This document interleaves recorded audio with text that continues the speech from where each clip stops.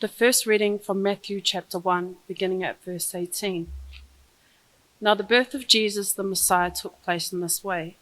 When his mother Mary had been engaged to Joseph, but before they lived together, she was found to be with child from the Holy Spirit.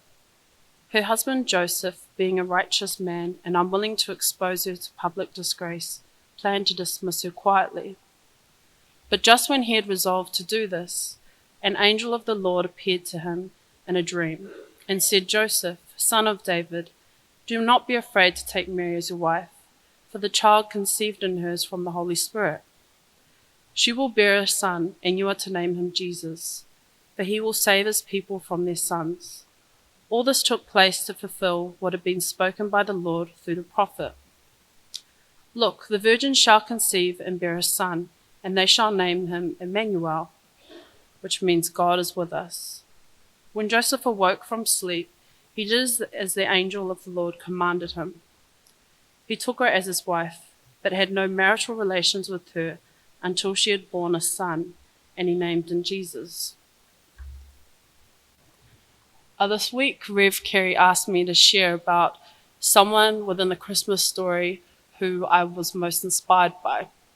And I didn't really know what I was going to say, but after the Sunday service and hearing Bishop Hori's kōrero about Mary hine I whakaai, I realised that Mary is the person that I'm most inspired by. Bishop shared about the waiata, ka waiata kia Maria hine I whakaai, I whakamiatia mai te whare tangata, hine pūrotu, hine ngākau, hine rangimārie, ko te whaia o te ao.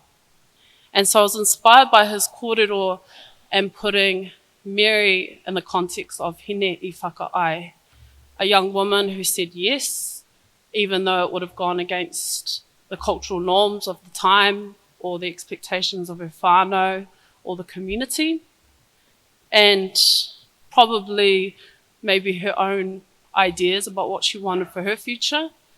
And I was inspired by how much trust it would have taken to do that and how much faith it would have taken for her to just say yes to something that would have gone against all the normal things of her society. She didn't have a GPS or Google Maps to know where that decision was going to lead her, what direction or what destination that decision was going to take her. So I think as a young woman, over 2,000 years ago, it's something that we can still learn from. Someone that had so much faith but was probably quite lost or maybe doubting at that time. Maybe she felt shame or angry that she was going to be asked to do that, but she said yes anyway. And so I was reflecting on that this week. Thank you, Rev Kerry, for challenging me on that.